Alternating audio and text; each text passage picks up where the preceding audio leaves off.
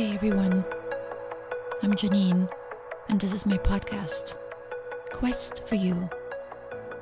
And I welcome you, wherever you are, near and far. I'm happy you're here. I'm happy you're joining. And if you enjoy this podcast, please spread the word. I would love it. I'd love to have more listeners, and I'd love to get my voice out to more people. The episodes are short. The topics are fairly simple. Everyday life situations, thoughts we all have and maybe don't consciously realize. I hope it helps you. I hope it helps you become a better person and accomplish the things that you have set out to do. Today, episode 102, relationships. Yep, this episode is about relationships. And I will say it right up front. I am not a relationship expert. But this is what this episode is about. I'm venturing out into new areas. Heck, why not? We don't need to be an expert about everything. I consider this podcast a conversation. Partially with myself, because, let's be clear, I'm facing my mic and a wall as I speak to you. But then I know my voice travels out into the world. Currently not heard by many, but I feel confident that this will change. And the interaction starts from there. I always invite you to follow me on social media or to post comments on my website. We need more conversations in this world. We don't need to be passive consumers anymore. It's time we put our devices down and have more conversations. And that is actually what I did last night with my meetup group. I mentioned it before. We have a Quest for You meetup group here in Oakland. And we get together for dinner. And yesterday, especially, I was super happy. People shared what they liked about these episodes. We had conversations, and I know there will be more. I have ideas for 2018, lots of them. And they all involve you. Everyone who's on a quest for themselves, which is really all of us. So, relationships are important, but figuring them out has become less of a priority. With our rectangular devices, we can connect with pretty much anyone and don't need to know a lot about relationships in order to have a conversation. But real human relationships, to me, that is where the magic lies. The connection, the joy, the laughter, and the good memories. How beautiful it is to get together with a bunch of people and sit around a table, share a meal, and share stories. I don't recall any Facebook Messenger conversation in my mind or any memorable comments on my Instagram posts. Do you? But I do remember wonderful moments with other human beings, and we need more of those moments. Over the years, relationships, whether it's with a partner or a friend, even with my own family, learning about them was one of the toughest things I've done. They've challenged me in so many ways. They've kept me up at night. They've caused me great pain, but also amazing joy. Relationships touch the heart, one way or another. Sometimes, even if we don't want to, they still do. They affect us on a deeper level. That's the beauty, but it's also what makes them so challenging.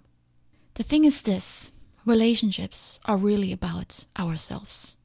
And the harder I fell on my face in my relationships with others, the more I learned about myself. Because just having the knowledge about what it takes to be a good friend or partner is not enough. It's important to be aware, but the challenge is to actually translate that knowledge into action. Much harder because in your head, you only face the other person. In real life, when you are with the other person, you also face yourself, your emotions, your beliefs, which include your expectations, and your actions.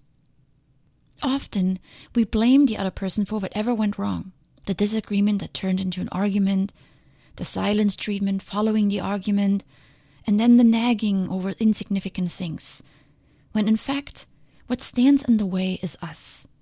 We may judge. We may feel like a victim of the person's actions or words, We may be angry at the way they handled a situation, but in the end, it's really all about us. Our thoughts and beliefs about the situation, our inner battles, insecurities and dispositions, our inability to overcome our own self and to respond and react in an appropriate way. And we have many reasons, just like we have many demons. We have our ego, which I will cover in an upcoming episode. We just have so much we carry within us, and it all gets shaken up when we are with another person. You can observe this very easily just by watching your thoughts. How often do interactions linger in your mind with a specific person? Maybe there's a certain subject that pushes your buttons, and the conversations replay in your head over and over. That is when you face yourself. That is when something on your inside is touched and moved around.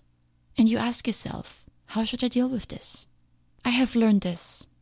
The same approach I take with myself is the one I take with others. As an example, I'm often impatient and critical with myself. And I noticed I do the same with others. I judge others' words and actions way too quickly. And I'm impatient with them when they don't deliver what they should, in my mind, in my time frame. We can attain better relationships with others when we address the relationship we have with ourselves. I believe the people that are close to us are holding up mirrors. And in those mirrors, we see a reflection of our own self, our character and our personality. We admire people because they have qualities we have, appreciate or wish we had. And we struggle with people because they display the same difficult traits we possess. Sounds depressing, but it's actually good news. Our relationships with the significant people in our life enable us to take the closest, most accurate look at who we are. Of course, in order to see it, we actually have to try to look. We have to make an effort to see what is there, and we should stop blaming others and holding them responsible for all the mistakes, the arguments, and the breakups. We should also get rid of the conclusions we like to draw after several failures. That relationships are difficult, that they don't work unless there is a significant compromise, that the perfect relationship doesn't exist, and that it's all about luck, good timing, or divine intervention. Accepting the fact that our failures and successes with our partners and friends shed light on our shortcomings and wins is the first step to improving our relationships. We already know anyway. We cannot change the other person. And we can wait our entire life for the perfect one, and he or she will never come. So what's left to do? Well, we can reflect on ourselves. Check in with yourself. Whether you're in a relationship or reflecting back on your last one. Maybe a friendship in your life needs attention or repair. Maybe a family connection needs rekindling. Reflect on the things that are not working and dig deeper.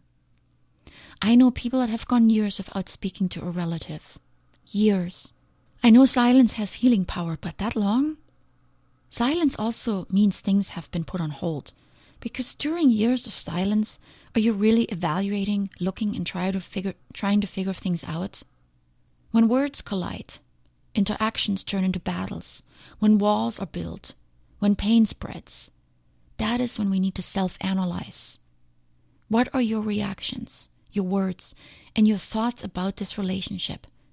Ask yourself, what are you contributing? Why are you responding this way? Why does this particular thing throw you off? Or why do you get so upset when this happens? Get to know your beliefs. This is all part of the quest for you. By paying attention to ourselves, we learn about ourselves. By learning about ourselves, we can then take action to make changes. So, examine the things that trigger you, set you off, leave you frustrated and empty in your relationships. What is calling you? Is it attention you're seeking, approval, love and recognition? Or you're just seeking someone to take care of you, someone that needs you? Examine the belief behind the trigger and resolve to change it. Whatever the relationship is that you're troubled with, start with yourself. Don't spend all your energy thinking yourself to a better partner or friend, what they should do, say, or think, how they should behave, respond, or react. Instead, think yourself to a better you. Raise your standards of how you're going to behave. Clean up your part and see what happens. Think about the things that you can bring. Can you show more patience? Can you communicate better in a kinder way? Can you be more respectful, forthcoming, and appreciative? Always ask, what can I bring? What are my resources? Forget about fairness. Seeking fairness is a fancy way of blaming the other person. It keeps you stuck in the same place. Focusing on fairness is focusing on the wrong thing. Your energy needs to be spent wisely. So invest in yourself by making time to really think about what is going on here. And then focus on the troublesome behavior. Do you interrupt? Are you impatient? Do you give up too soon? Do you carry resentment? These are not necessarily offensive actions. They're simply things that come from the inside. They have to do with our fears, our expectations, our beliefs. It's that emotional baggage we all carry around, our past, our insecurities. But these need to be faced. Look beyond the content for what's going on. Why do I need so much control in this situation? What is the big picture here? What can I not let go? Address the issue by its correct name.